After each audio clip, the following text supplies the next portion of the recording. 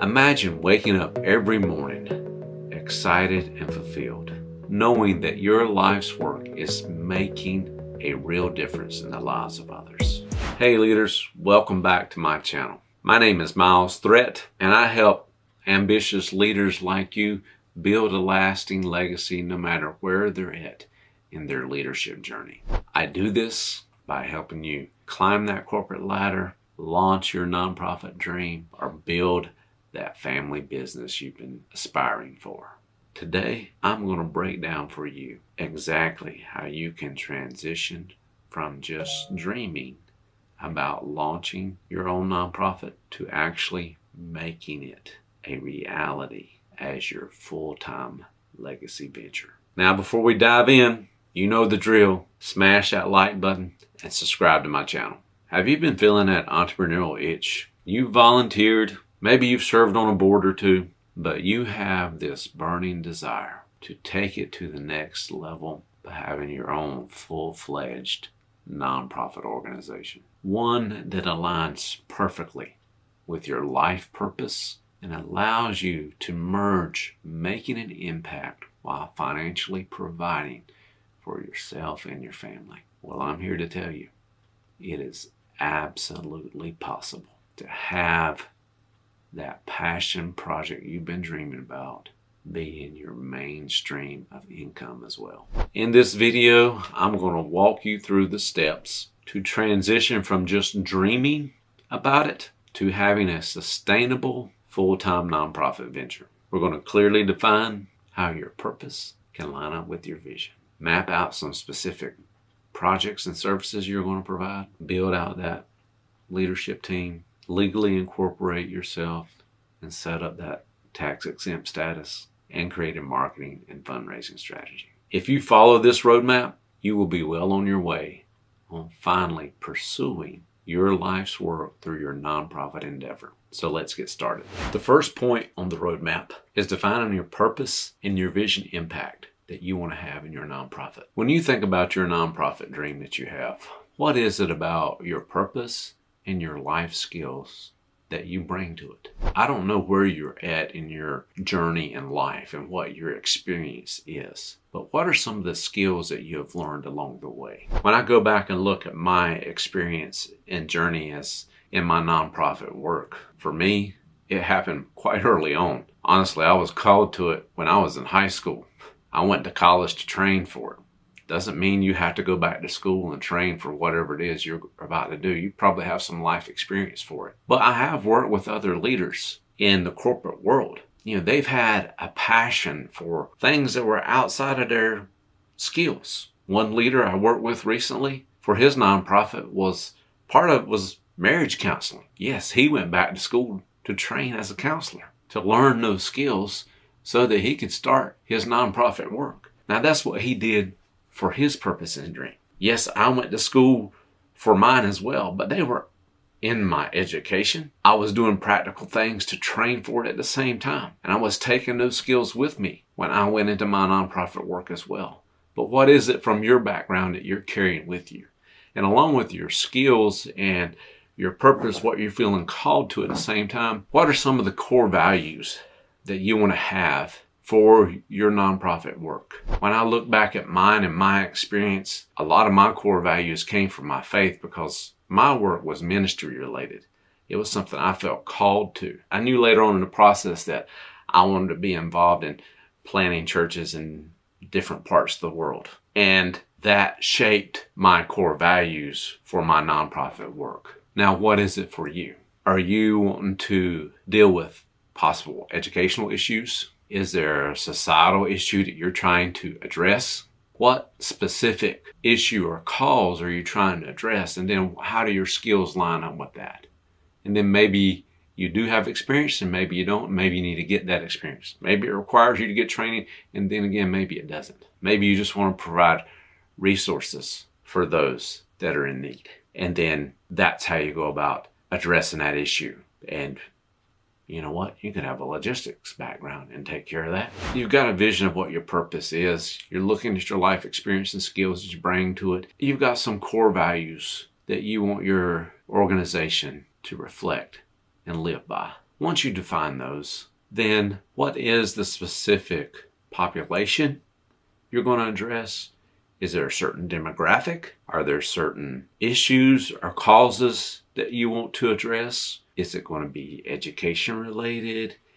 Or are you going to meet a specific need in your community that you see right now? When I was working with one local leader in her community, she saw a need to help minority girls in her community develop professional skills, talents, education, and began developing programs to address those issues so that she could solve a problem that she saw a need for. And that was the cause and the issue that she chose to address. Just like another leader I work with, he saw a need for marriage counseling. He also saw a need for addressing mental health issues. And he was able to start creating programs around those issues and using his counseling skills to address them. When I go back to my nonprofit work, yes, I got very specific. Demographically, I knew a specific people group in a specific country in a specific area that I went to. And yes, I'm not sharing that right now because I just want to keep that private at this moment. But I went specifically to that area of the world, to that specific people group.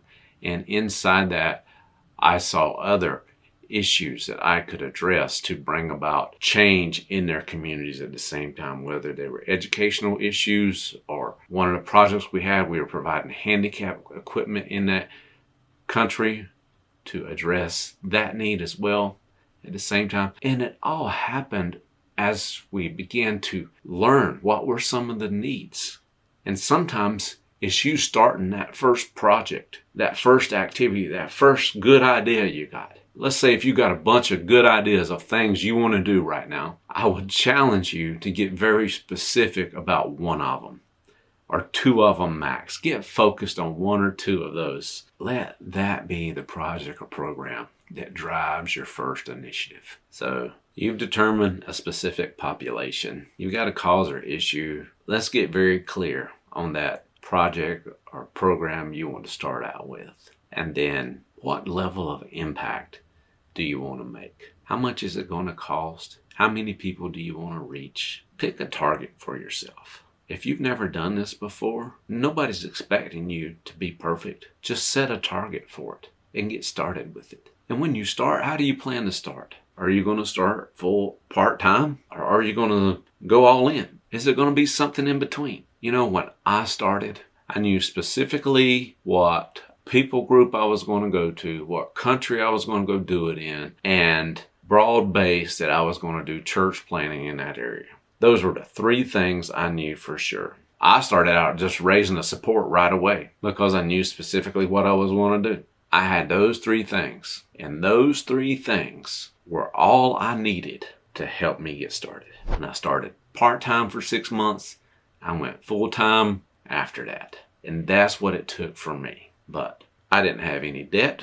I came out of college knowing that's what I wanted to do. And I began building my life around that. Now, I don't know where you are at financially right now. I don't know what your needs are. But you're going to figure out that on your own as well. I've worked with people that they're doing it part-time. They're still got their 9-to-5 job. And their nonprofit work right now is something they're doing part-time until they get it built up to where they feel like they need to have it built up at. I've had others. I was working with one. They got laid off in the process. And they had time to really focus on making their nonprofit a full-time thing. Did they have a compensation package that helped that? Yes, and they took advantage of that. And what are you going to do with the opportunities you have? If you've got to keep that 9-to-5, then you got to work on it and you got to grind it out on the side until you get it to the level that you need to have it at. You need to determine for yourself, what is that financial equation for yourself? How much money do you need to have coming in for the work and to fund your life and provide for your family before you can go into this full time? And if you need help with something like that, that's what I'm here for. I will help you figure that out. So I'm going to step back just a little bit. I said I had those three things. I knew a specific population demographic. I knew a specific location. And I knew a specific project or program I was going to do in that area. And that formed the vision. It lined up with my purpose, but it formed the vision of what I was going to do with my nonprofit work. So if you can identify those three things and build your vision out from there, you're ready to get started. The second point on the roadmap is mapping out the programs and services that you're going to provide. If you've clearly defined what your purpose and you've got a clear vision statement of what your nonprofit work is going to be. Next, you need to identify what programs or services are you going to provide. And here's where the good idea machine steps in. And the good idea machine is a great machine. I love good ideas, but good ideas are useless unless you take action on those good ideas. So write down every good idea you have. If you can come up with 20 good ideas, maybe you come up with more than that. But I would challenge you to sit down and write out those good ideas. Write out every single one of those good ideas. You take what you think are the top 3 ideas. And no, here again, I'm not expecting you to be perfect, and no one expecting you to get it right now, okay? That should take a lot of stress off of it. I was working with one client, and he was a good idea machine. Great, wonderful ideas. Every time we talked in our coaching sessions, he would almost have a new idea. And through our coaching sessions, I kept getting him to focus on which one. Pick one that you will commit to, that you will launch out on, that you will actually try to do. Whether you try to get volunteers for it, whether you try to raise funds for it, whether you try to implement it yourself, pick one idea. I have one friend, when he started his own nonprofit, even before his nonprofit had the official 501c3 documentation completed. It was registered with the state, okay? But he started really simple. He did a book bag drive for needy kids in a poor neighborhood, in a poor school system. And he used his resources and his connections for that one idea to start with. Simple, easy, it got him started. He had this passion. He had this dream. He's building it out. It's become more than that. He's fed homeless people lined up in downtown Atlanta. But it started with implementing on that one good idea. So determine what that good idea is and then create your strategy around that one good idea. And really and truly, when you're getting started, you don't have to shoot for perfection. But let's say you get that one good idea, one project launched and completed. Create a roadmap for yourself, even with that project. How is that project going to lead you to your long-term goal or vision? How can you build on that one project to grow your reach, to grow your impact? Those are things you need to start thinking about later on and begin to gather those ideas and begin to map out your strategy and what does it look like. You know, for myself, when I started out, I knew the specific population, I knew the area I was going to, and I knew I was going to do church planting. Okay? Then from there, where I was going to in the world, I had to figure out how I was going to stay there in the first place. Well, I'm going to provide a service that meets the need of the local community that they desire and that would benefit them. And that need was English teaching, and it benefited them. And I did that, and it brought value, and it added value. It provided me with legitimacy for being there. It meant that I added value to their community, and they could see that value, and it created opportunities for myself. And I could build on those opportunities to make connections with the people that I wanted to make connections with so that I could do the ministry that I wanted to do in that specific area of the world. So there was a purpose behind it. So when we talk about purpose and you think about the purpose behind that project, what is the purpose behind that project? Is that project or that service you're going to provide lead you to your long-term goal? Implement those steps and think through that for yourself. What does it look like and how is it going to lead me to my long-term goal with my nonprofit work? As you think about that long-term goal, begin to think about what are the resources and personnel you're going to need to make this big impact. Now, when I was starting out, all I was thinking about was getting the thing off the ground, getting there, getting the resources that I need. The resources that I needed, yes, I needed resources to provide for my family. I needed resources to provide for my ministry. At that point in time, it was just me and my family. But then eventually I had to raise a team. And then, as we got there and got into the work, it began to grow as we added people and we started looking at the needs. There was only so many needs that I could meet. And so we began to get a team to address some of the needs that we couldn't address. And having that team created a need for another resource. Next thing you know, we've got a training center and we're teaching out of it and we're doing work out of it. And that creates another need for a resource. And today you might not see that some of those resources right now, but go ahead and think about it long term. What is in the end? What is it going to look like? And what are some of the resources along the way that you might need? And then as you build the structure around it, you can start thinking of that ahead of time and begin to find those volunteers you need. Find those people to join your organization if that's part of your vision and plan for yourself as you grow. But think through what are some of those resources that you're going to need. The third point on the roadmap is building your core team. In starting out, launching your nonprofit, minimally in most states, you can get by with having 3 board members. That's a director, a secretary, and a treasurer. Some states like New York and California, they're going to require you to have 5 to 7. But minimal is 3. And if you're starting out, most likely you're going to be that director and you're going to serve as project manager, program manager. You're going to have a treasurer who's going to be your financial advisor, do the budget for you. And you're going to have that secretary who's also going to be the administrator for you at the same time. So if you can get 2 more volunteers, I would highly encourage you to do that because it's going to allow you to delegate. And as you're starting out and you create that board, it's okay to ask those board members not only for their time to serve, but also how much are they going to be willing to financially give to the work as well. When you bring those board members on, you need to determine for yourself if you want to make it part of being a board member that they need to be a financial contributor of the organization at the same time.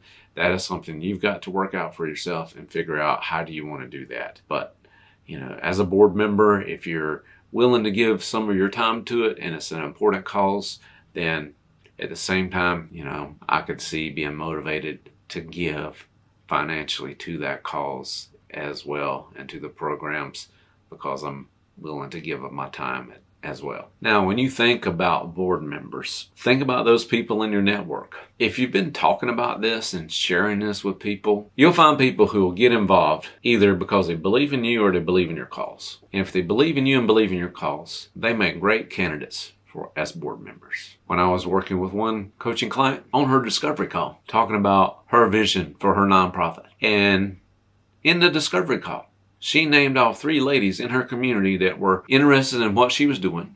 They've already been talking about it, and they became perfect board members for her. And if you have a network of relationships that you've been sharing this dream of yours, or they've been watching you over the years and seeing you make these moves, and they believe in you and they believe in your cause, then those become prime candidates to join your board. So who is it within your network that you could reach out to right now and ask them, hey, would you serve on the board with me? I've served on boards. I've had people support me, and I've had people believe in my cause and believe in me and be willing to serve. So who are those people for you? Who is it in your family, in your network, colleagues? And then as you get the message out there and as you grow and you share, you're going to find other people that become passionate about what you're doing. And they can become future board members down the road or get involved in other ways as well. If you're building a team, what does the compensation structure look like? As you get started, if you're the main one, you got to determine your own compensation structure for yourself as the director. And then is the secretary, treasurer, they're going to get paid?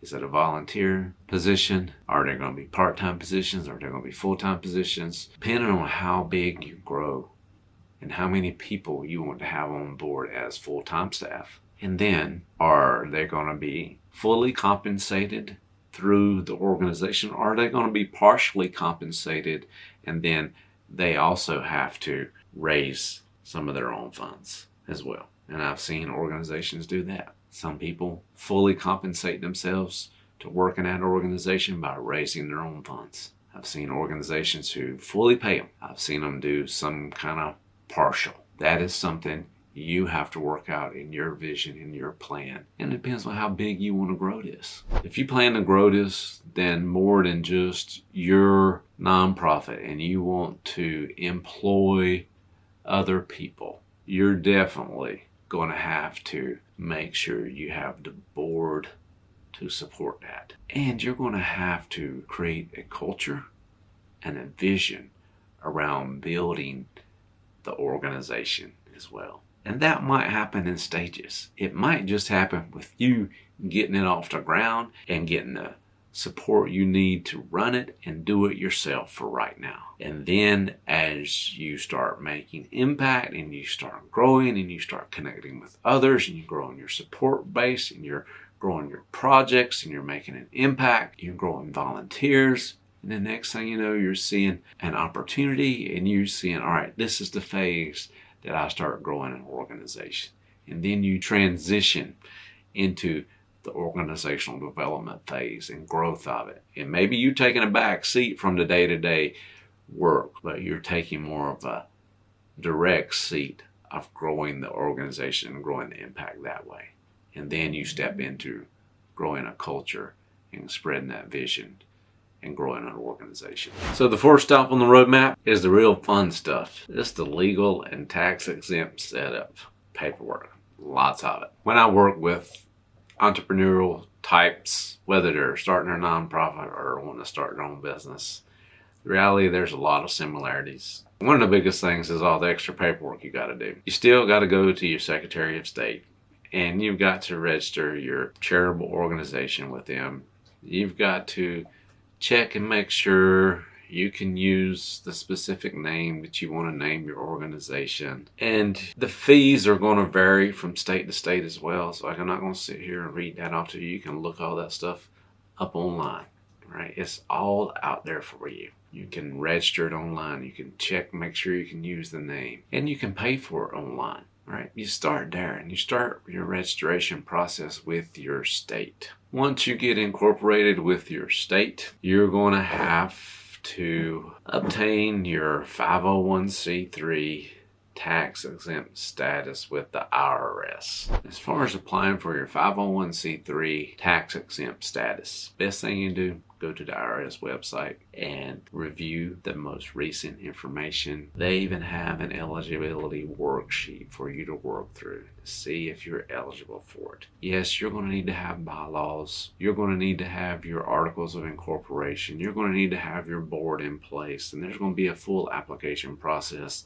On average, it's going to take you close to 100 dedicated hours to complete the application process. So if that's something that maybe you have to do it, or maybe you can pay somebody to do it. Maybe you can afford to get a lawyer to do it for you. As far as the bylaws are concerned, you can find another organization similar to what you're doing in your state that's already incorporated, that's already listed as a nonprofit, and you could download their bylaws and copy and paste and create them, make the necessary changes to match your specific organization, but that will help you speed up that process. You have your articles of incorporation. Once you complete all that documentation, you're going to have to submit that, and then there's going to be a waiting period. And once that waiting period, it just depends. It can be 3 to 6 months sometimes. Just depends on how busy the government is at that point in time. And the IRS also will provide tools for you to use in the application process. There are other online resources that you can use to help you get set up. And there are paid resources. There are some free resources out there that you can use. LegalZoom has some. You have Rocket Lawyer that can help you with nonprofit bylaws and those types of resources that you can take advantage of online for yourself as you get that part of the application process completed. The biggest thing is having the money and and completing the paperwork, getting it all together, and getting it submitted. After you get all that legal and tax-exempt status paperwork taken care of, the fifth and final destination on that roadmap is your marketing and fundraising strategy. Now, we've talked a lot about our purpose, our vision, our core values in the early stages. That was in like points 1 and 2 of the roadmap. You got your programs as well in there. Well, that purpose and vision and core values, that becomes part of your brand identity.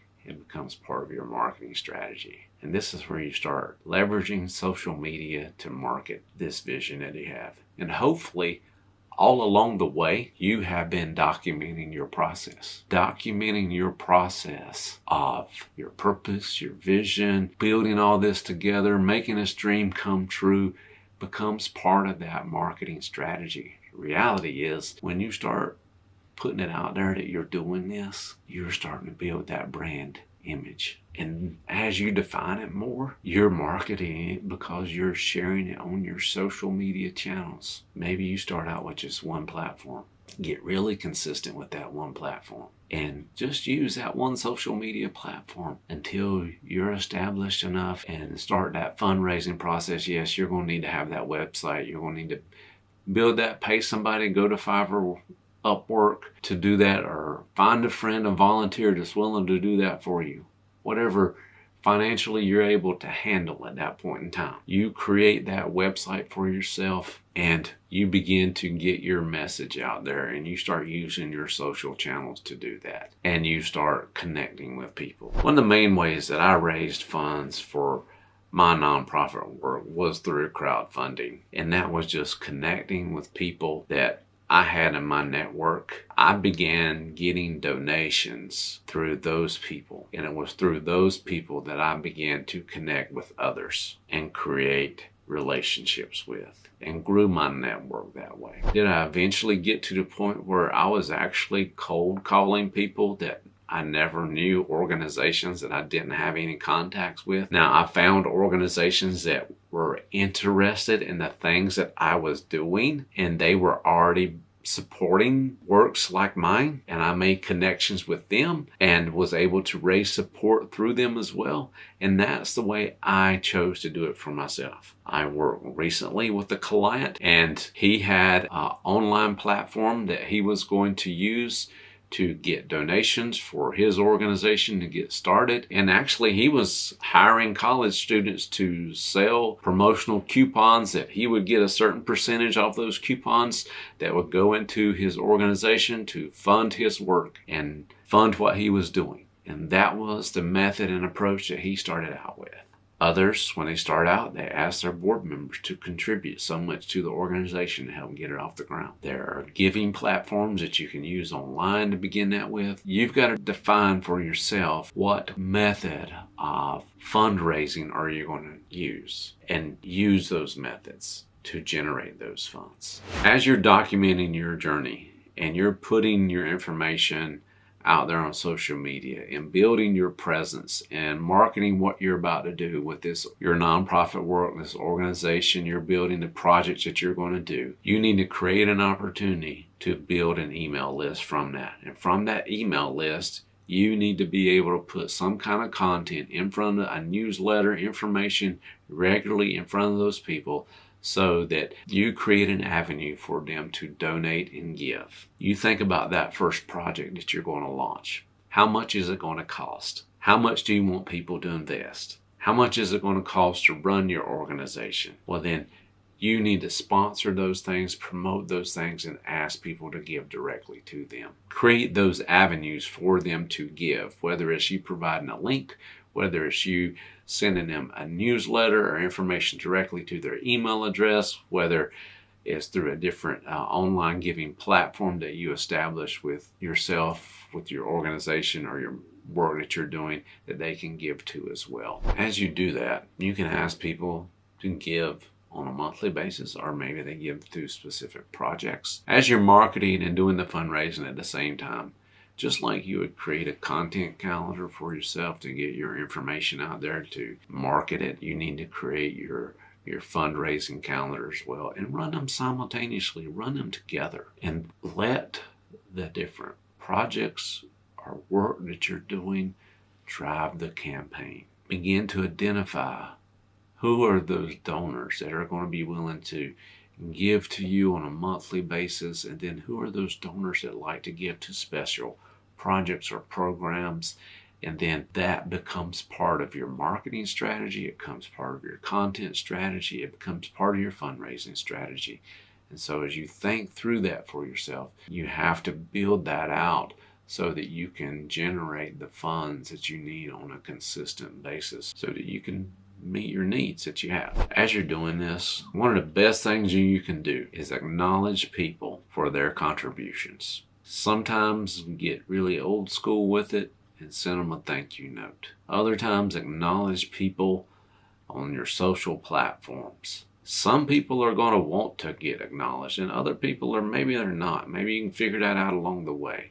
But whatever you do, as you grow your reach, as you get volunteers, as you get funds, always express your gratitude for their participation, their involvement, for supporting you in whatever way they supported you. And use different ways to do that. Whether it's through a thank you note, whether it's through a text, whether it's through an email, maybe you put it out there on social media somehow for them to acknowledge and honor them along the way. But do those things as you grow this and as you get volunteers and as you get those funds for those specific projects and programs that you're running as well. There you have it, leaders. The complete roadmap to finally turning your purpose into a thriving nonprofit venture that becomes your full-time legacy project. I know it seems like a huge undertaking, and I promise you it is. And I promise you'll find great fulfillment in doing work that aligns with your deepest calling. Just take one step at a time. If you need extra support and accountability, I invite you to book a free discovery call in the description below to learn more about the Legacy Preeminence Coaching Program, where I've helped leaders like you launch their nonprofit dream. And as always, let me know your biggest takeaway from the video in your comments below. And until next time, keep being legendary.